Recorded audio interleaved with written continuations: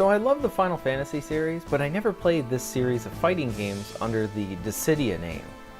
So I really wanted to give this one a try, as this was the first one coming to home consoles instead of being on the PSP.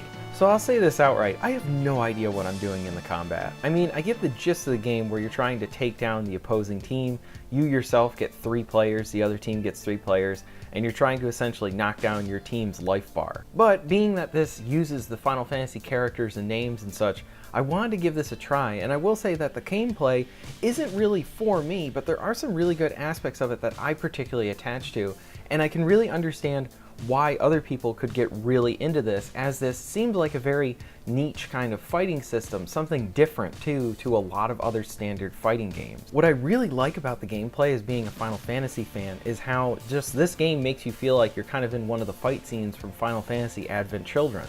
It's over the top with its action and its magic, and I like that you're kind of just flying across the environment, hitting everybody that you can. Now I will say this, is that because this is my first game that I've played in the Dissidia games, I don't know how it is in comparison to others, so feel free to let me know in the comments below how this fits, if this actually is a step back, or maybe it is a few steps forward, let me know. Now, since I suck at this game, I do like that there is an easy option to some of the fights in like the offline mode. These offline modes net you with rewards in-game. You'll be able to use earned money to purchase new soundtracks for battle, character skins, and more.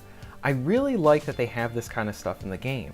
Along with that, it really plays up that Dissidia is kind of a celebration of the Final Fantasies, like how Super Smash Bros. Is a celebration of the Nintendo franchises. And what really made me enjoy my time with it is, yes, I had fun with the gameplay, but along with that, it includes music tracks from all the prior Final Fantasy games, and I love that. I love hitting those nostalgia beats and then being in those fights and then hearing, say, Final Fantasy IX's battle music come on. That's just awesome. I will say this too, is that along with them having the older tracks that you can buy with in-game money, they do have kind of these revamped tracks for the game that use old tunes and kind of rearrange them.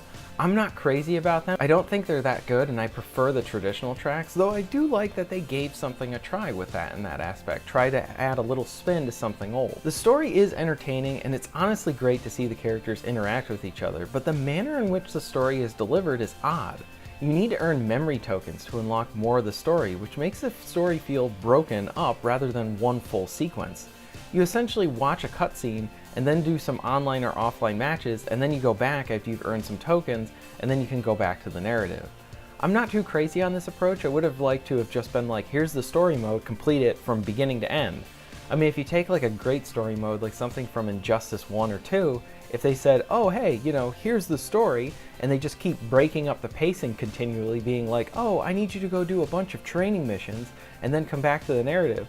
Honestly, what this is, in better comparison, it's kind of like Metal Gear Solid 5, where it would take forever for you to get back to the main narrative, and then essentially they would say, go do a bunch of missions that have nothing to do with the plot, and then they bring you back to the plot every like 20 missions or so. That's what this kind of feels like, a little too broken up in my opinion. Something else that's nice with the gameplay is that when you hit people, you can feel that the game has some nice weight and punch to it. Overall, I would say this, if you're interested in this, you're like, ooh, I love the Final Fantasy characters, I want to see what this game's like, I'd say maybe give this a try, rent it on a sale or anything like that. If you already like Dissidia, I think you already own the game and you already really love the game.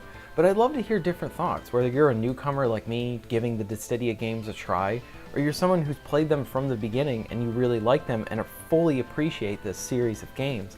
Let me know in the comments below. Thank you very much for watching, and I'll see you next time.